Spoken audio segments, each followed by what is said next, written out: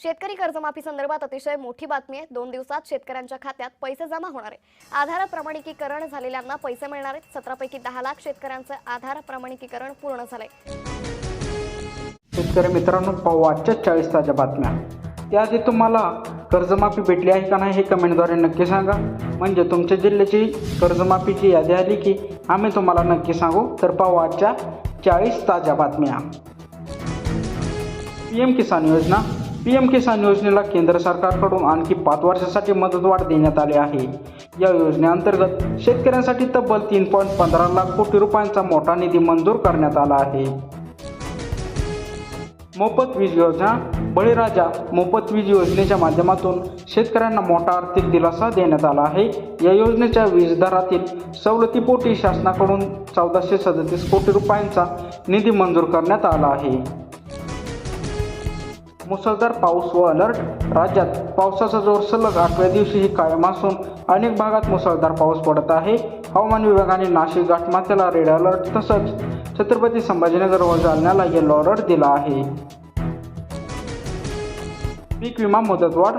शेतकऱ्यांसाठी सोयाबीनसाठी आणि तांत्रिक अडचणी लक्षात घेऊन पीक विमा भरण्याची मुदतवाढ आली आहे।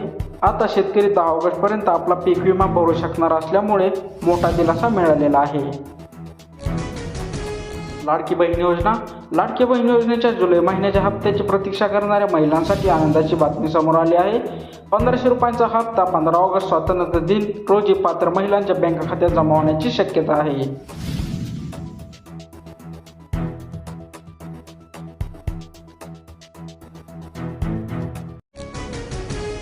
पीएम किसान योजना मुदतवाढ।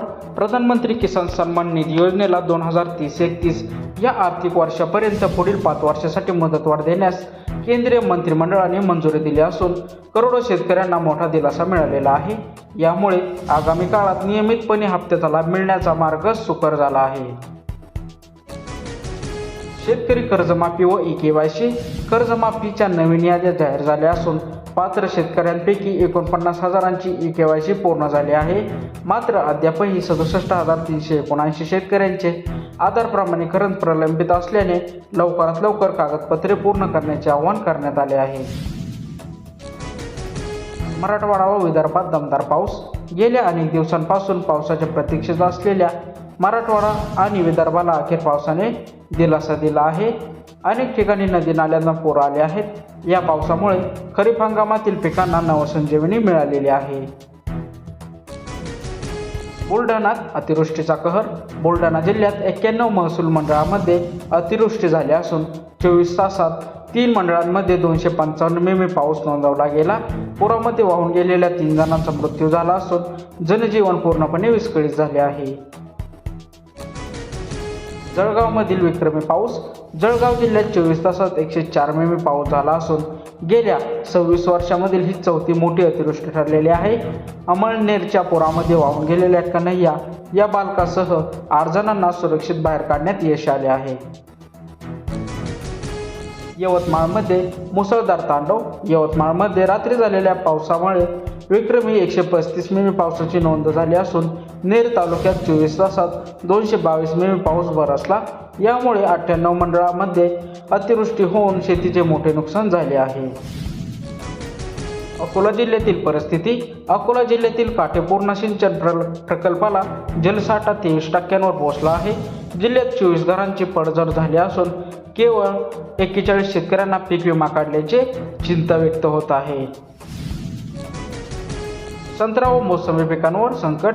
बदलत्या हवामानामुळे संत्र्यांना आंबिया बहरला तडफड लागले आहे। तर जालना जिल्ह्यात 2750 हेक्टरवरील मोसंबी क्षेत्र संकटात सापडले आहे। यामुळे उत्पादक शेतकऱ्यांचे आर्थिक गणित बिघडण्याची दाट शक्यता आहे। ड्रॅगन फ्रूटचे दर घसरले। बाजारात आवक वाढल्याने सर्वसामान्य ग्राहकांच्या आटोक्यात आलेले ड्रॅगन फ्रूटचे दर 300 रुपयांवरून थेट 60 रुपयांवर आले आहेत। ग्राहकांसाठी ही दिलासादायक बातमी ठरली असली तरी उत्पादकांना कमी मोबदला मिळत आहे। महावितरणाचा व्याज परतावा। लातूर परिमंडळातील 11 लाख वीज ग्राहकांना सुरक्षा ठेवीवर 13 कोटी 36 लाखांहून अधिकचा व्याज परतावा दिला जाणार आहे। महावितरणाच्या या निर्णयामुळे ग्राहकांना मोठा आर्थिक दिलासा मिळणार आहे। सोयाबीन बियाणे तक्रारी बियाणे न उगवल्याप्रकरणी महाबीजवर सर्वाधिक आक्षेप घेण्यात आला असून जिल्ह्यात 429हून अधिक तक्रारी दाखल झाल्या आहेत.